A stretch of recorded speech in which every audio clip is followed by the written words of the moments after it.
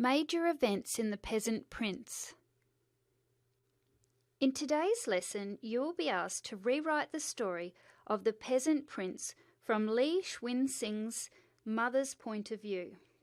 Before you begin to think about what his mother thought, felt, or saw, it is a good idea to work out exactly what has happened in the story. So today we will be summarizing the main ideas or events from The Peasant Prince. Summarizing the text. A summary is a short version of a story that notes the main ideas. Summarizing the main ideas in the text will help with retelling The Peasant Prince from another character's point of view. Let's look at the story. You may wish to look through the book as you summarize the story. When you summarize the story, you can take notes instead of writing sentences. This is much quicker.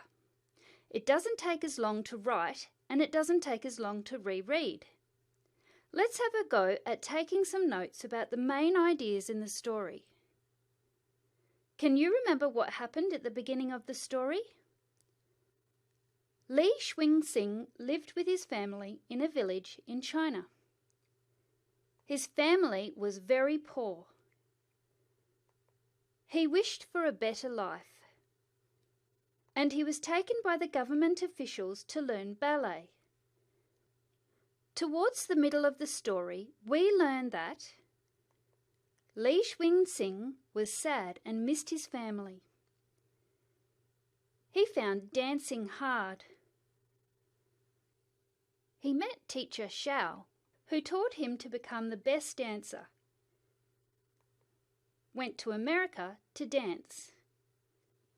At the end of the story, we learn that Li Xuanxing became a famous dancer.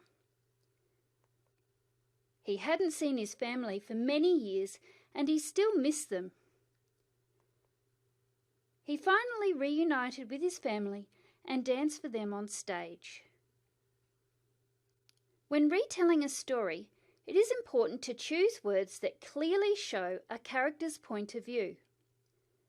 For example, adjectives can be used to describe. It was a terrible day clearly shows someone's point of view using the word terrible. Verbs can show how someone is feeling. For example, the verbs cried and screamed painted a very different picture than the verbs laughed and played.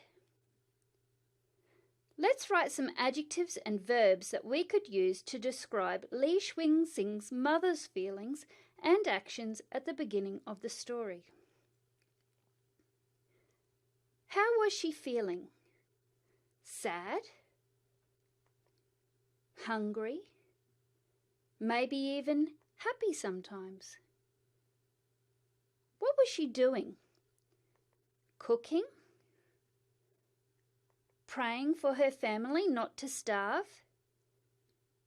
In the middle of the story, we use some different adjectives and verbs to describe his mother's feelings when Li Xuanxing left with the government officials. We could describe her feelings as shocked, but also proud and pleased. We could describe her actions as smiling, but also crying and waving goodbye. It is now your turn to think about what Li Xuanxing's mother was feeling, thinking, and doing. Write some adjectives and verbs that show these. Use these words to retell the story of the peasant prince from the mother's point of view. Remember to write in first person. You will use words like I and my. You will also use past tense. These will tell us that something has already happened. For example, I missed my son and thought about him every day. Some of the words in this retelling have already been written for you. Remember to think carefully about the words you choose so it sounds like the mother is telling the story. I can't wait to read your story. Happy writing!